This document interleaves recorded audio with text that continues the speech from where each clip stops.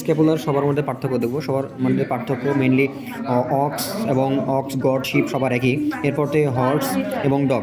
তো অক্স এবং গটের ক্ষেত্রে যদি দেখি, এটার কি স্পাইনাস যে প্রসেস আছে, এই স্পাইনাস প্রসেসটা সাধারণত কি যে স্পাইনাস প্রসেসটা সামনের দিকে গিয়ে গ্লেনয়েড ক্যাভিটির কাছে কিন্তু গিয়ে মিশে যায়নি, যেটা কিন্তু হর্সের ক্ষেত্রে গিয়ে স্পাইনাস প্রসেস গিয়ে গ্লেনয়েড ক্যাভিটি যাওয়ার আগে সামনের দিকে গিয়ে মিশে গেছে।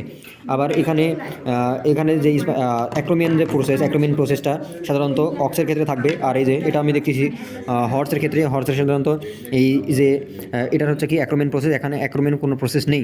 অন্যদিকে যদি দেখি যে সাবস্ক্যাপুলার ফোসা হর্সের ক্ষেত্রে আমি দেখতে পাচ্ছি ডিপ, এই যে এরকমভাবে দেখলাম বুঝতে হচ্ছে এটা ডিপ, কিন্তু কার তুলনায় অক্সের তুলনায় হর্সে ডিপ থাকে সাবস্ক্যাপুলার ফোসা। আর আরেকটা আছে হচ্ছে টিউবার স্ক্যাপুলি সাধারণত অনেক বড় থাকে। কার এই যে টিউবার স্ক্যাপুলি দেখা যাচ্ছে অনেক বড়, এটা হর্সের টিউবার স্ক্যাপুলি অনেক বড়।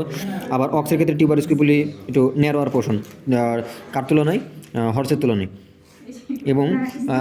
এবং সাধারণত আমি যদি ডগের ক্ষেত্রে দেখি, ডগের পার্থক্য করবো কীভাবে, ডগের যে এটা হচ্ছে স্পাইনাস প্রসেস একদম মনে হচ্ছে মিডিল দিয়ে চলে গেছে।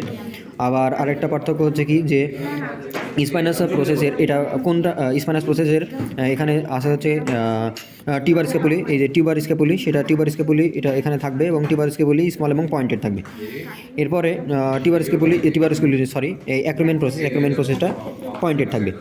আর এটা কোন পাশে কীভাবে বুঝবো, এটা সাধারণত দেখব যে এইটার আমি যে পাশে ধরবো, এই যে আমি এই পাশে ধরলাম, এই যে বাঁকা অংশটা, একদম বেশি বাঁকা অংশটা এটা সাধারণত আমার বডির দিকে বা হেডের দিকে থাকবে, আর এই কম বাঁকানো অংশটা এটা বাইরের দিকে থাকবে। তো এটা বাম হাতে ধরছি, সেটা হচ্ছে বাম পাশের স্ক্যাপুলা ডগের।